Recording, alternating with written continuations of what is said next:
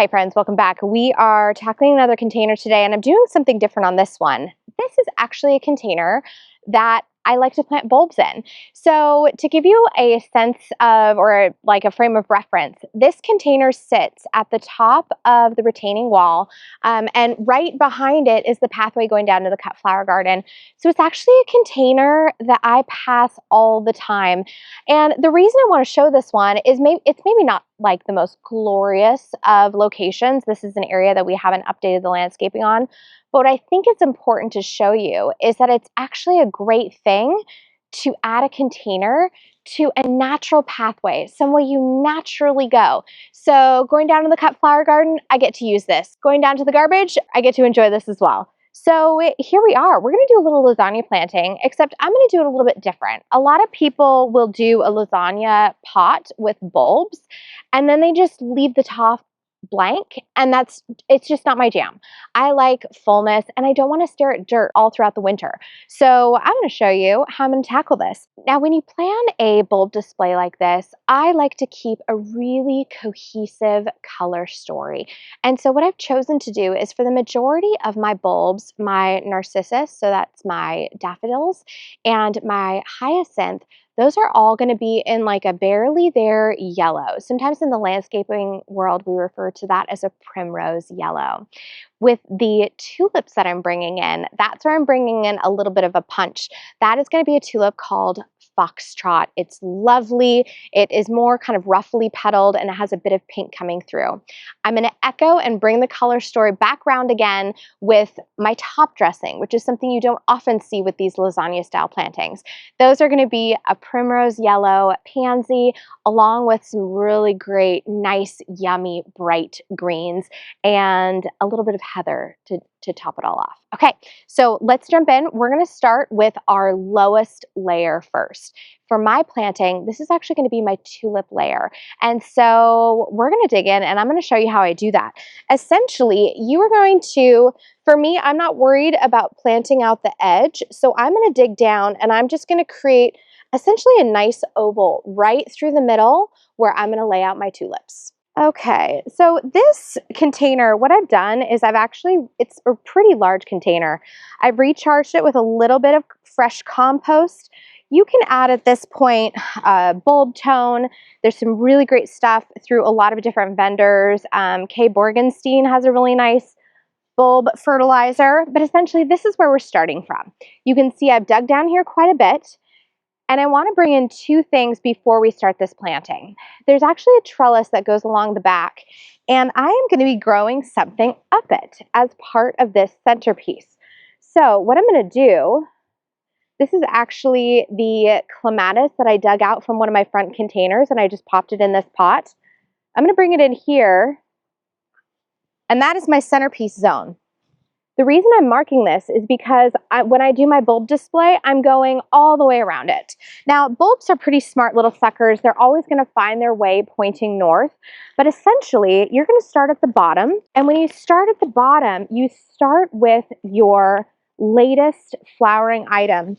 In this case, this is my tulip called Foxtrot. Like all bulbs, there's a flat end, there's a pointy end. I always tell my kids, you want to point it up towards the sky in the direction of growth. And then a lot of these, actually this one, I'm noticing that doesn't look very good. It's squishy, so I'm going to 86 it.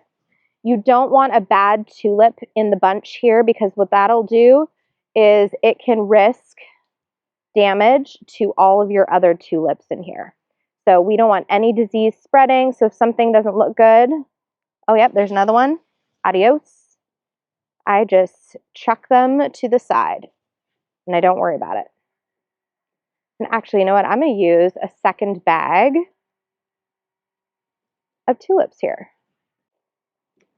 So this is another bag of the Tulip Foxtrot. These bulbs, by the way, they are from Costco, so they're a little bit smaller. And actually, I am not digging on some of these. Some of these are looking less than desirable. Okay, we have a pretty robust coverage here of tulips. This is looking very, very good. I wanted a very thick, just beautiful bumper crop. What I'm gonna do is I'm gonna put my little centerpiece marker back in, and I'm gonna fill in with a couple inches of potting soil and compost.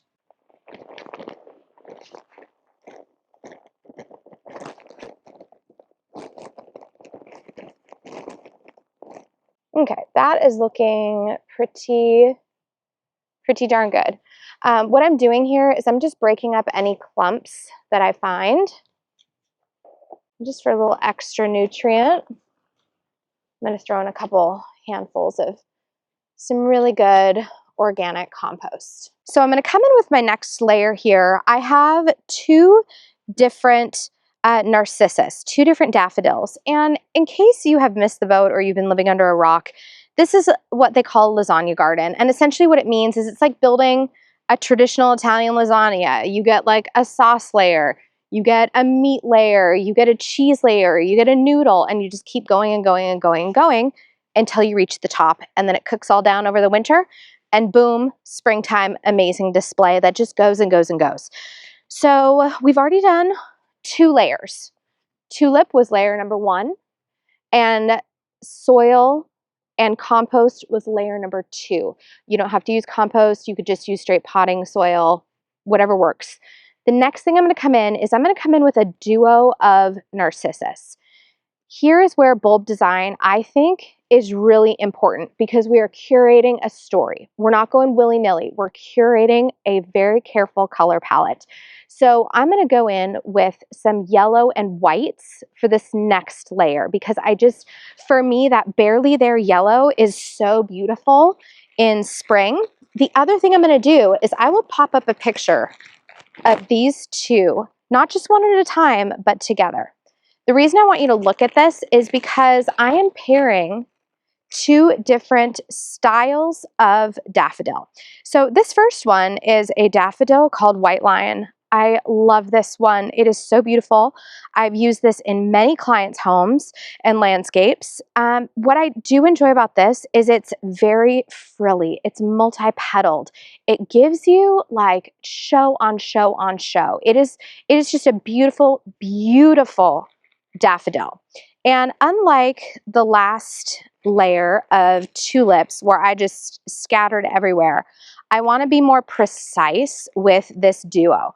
And by the way, this is what happens when you order from a specialty bulb retailer. Look at the size of that bulb. This thing is a monster.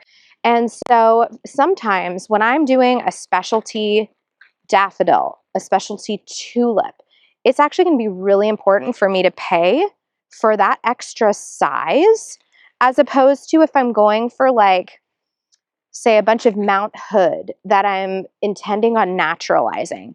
I can go with a little bit of a less expensive size, knowing that it's going to naturalize in an area and it's going to take over. For this is a #1 stunner. So I want a big old bulb there. Okay.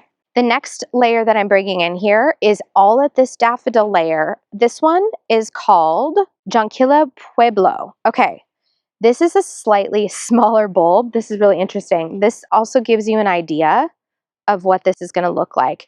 This is a very, very adorable daffodil. And the reason I paired the 2 of them together is because they have a very different bloom shape, right? So the White Lion is very multi-petaled. It is very like luxurious and voluptuous.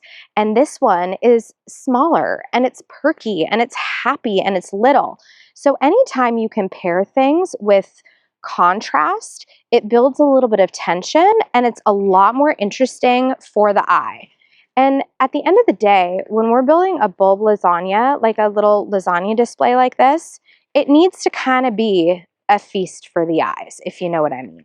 Okay, so let's get a few more here. By the way, when I'm pushing this into the ground, you're going to notice I'm actually holding the bulb like this and settling it in. And if I feel any resistance, let's see here. Oh yeah, right here, there's some resistance. I stop. You know, you're not going to smash these into one another, but I will tell you, Mother Nature is smart enough where as these bulbs grow, they will come up and around each other. In fact, I could plant this sucker like that and it would still find its way up. This just gets it headed in the right direction and it allows it a bit of an easier time. Alrighty, I'm gonna do one other thing here. You know what I'm actually gonna do? I'm actually gonna do something here. I'm gonna take out this one and I'm gonna show you why. I'm gonna prep for another layer. I'm gonna prep for that one right there. I'm gonna prep for this one right here. So I'm gonna move him ever so slightly. And I'm gonna prep for this guy right about here. So I think what I'm gonna do is about like that. Okay, so let me just, I'm gonna leave these guys in place. I'm gonna bring back in my centerpiece and I'm gonna prep for my next layer. Are you ready?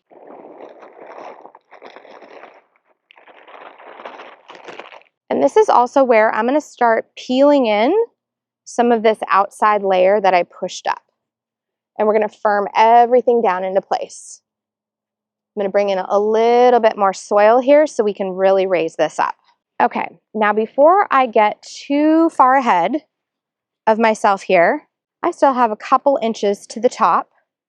And I'm gonna bring in one final layer to my bulb lasagna. All right, here she is. This is my final layer. These are hyacinths. Now, I could have probably added these at the same time as my daffodils, but I'm just gonna add them now. And what I wanna do here is I wanna be really intentional. These are gonna be my first guys up and at 'em, and kind of feel like I want them scattered just a wee bit here.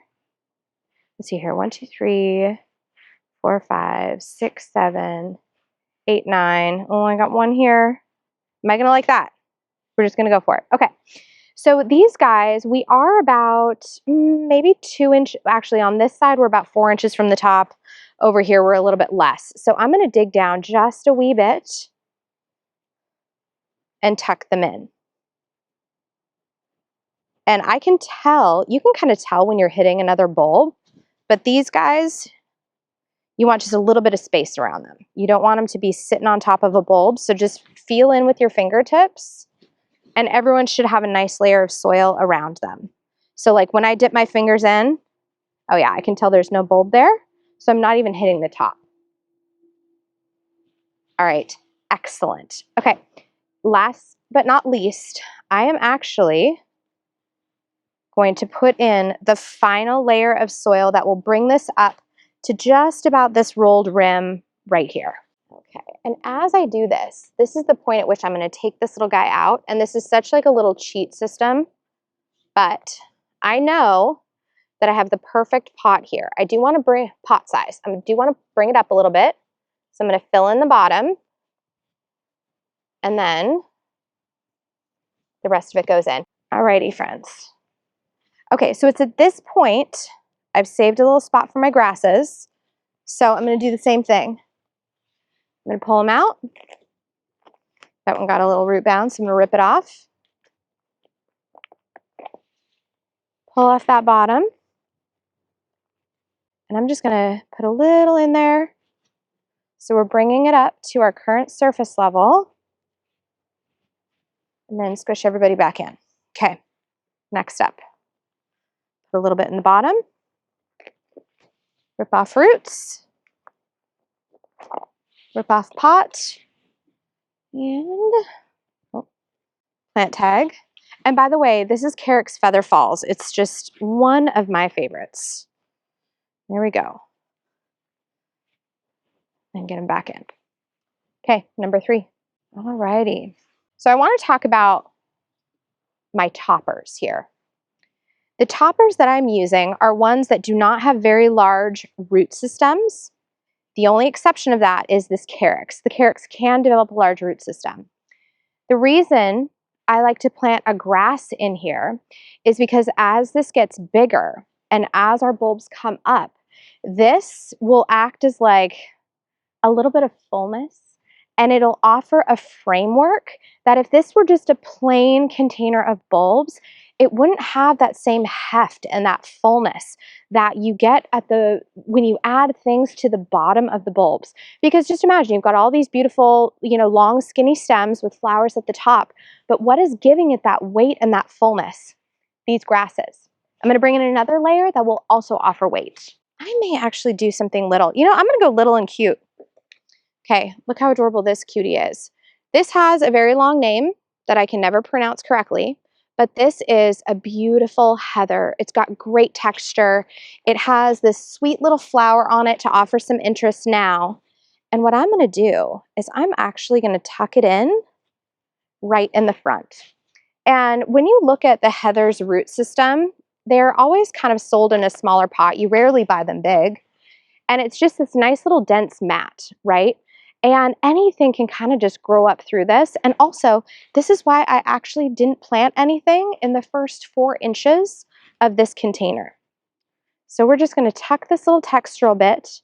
And even as these blooms fade, it'll continue to give you just great texture, which quite frankly, when I'm designing containers, I always think of texture, because if you do not have textural bits, your arrangement can fall flat so easily, it's just not even funny. I think I'm gonna use one more over here. Just add a little cute fluffy bit over here. That's looking really good. All right, next, I had a couple of things left over from projects, and this is where I'm gonna kind of fill in and scatter some more. Oh, I forgot I brought this down. This Dechampsia is beautiful. This one is called Northern Lights, and I brought this down thinking, gosh, that would also be a really fun, beautiful, grassy way to disguise more bulb foliage and offer some fullness if I decided to go a different direction than this Carex Feather Falls. So Dechampsia Northern Lights, also very, very fabulous. If you guys remember, I have all these baby yellow bulbs. And for me, I'm actually going to bring in these. This is a leftover pansy called Primrose Matrix, and it is so sweet. It is so sweet.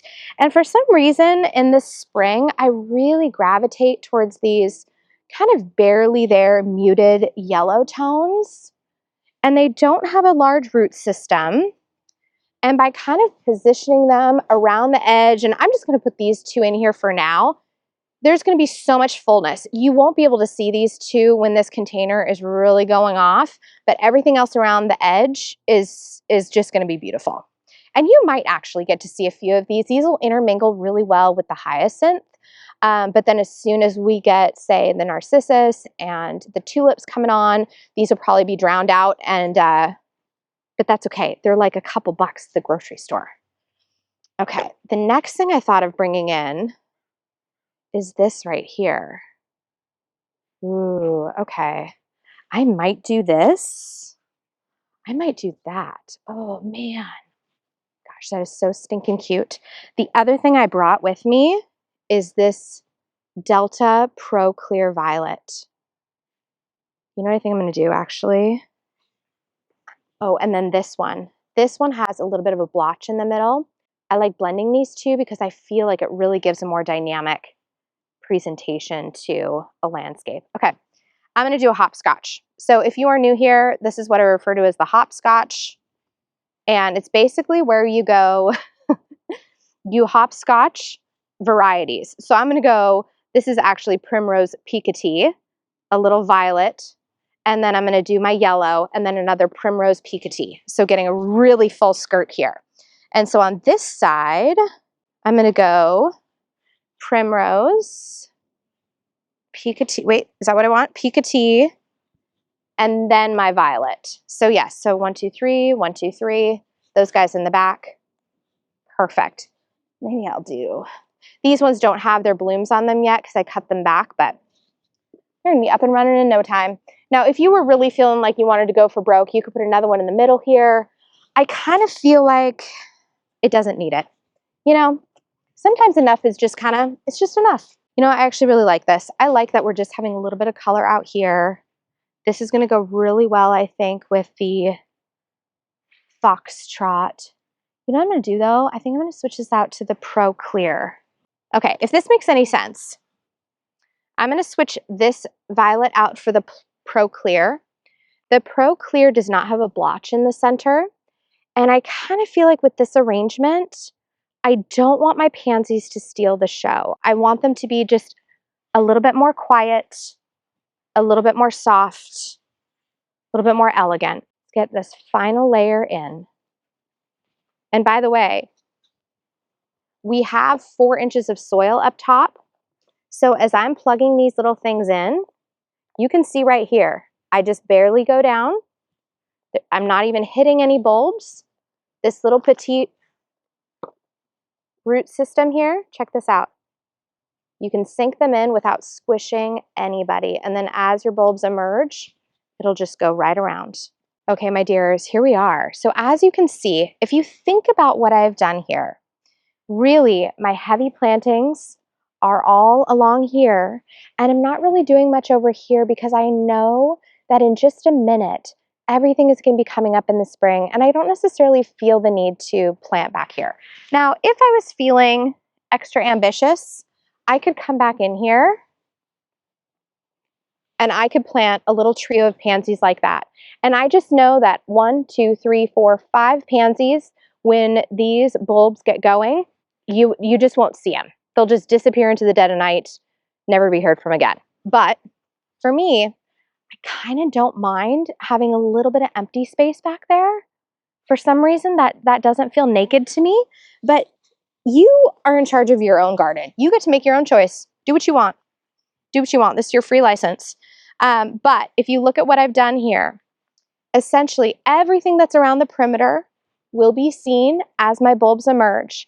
And then the grass will start to form this kind of like beautiful hairstyle as the bulbs come up through it. These two will probably go away, but at the end of the day, we are going to have a beautiful spring display of just baby yellow, that classic primrose yellow, a beautiful pink foxtrot tulip, and just a smattering of purple. So friends, here you go. This is the Kate David Hello Garden Lasagna Special. And by the way, in my opinion, unofficial, it is not too late to plant your bulbs. If you can still dig in the ground, give it a shot.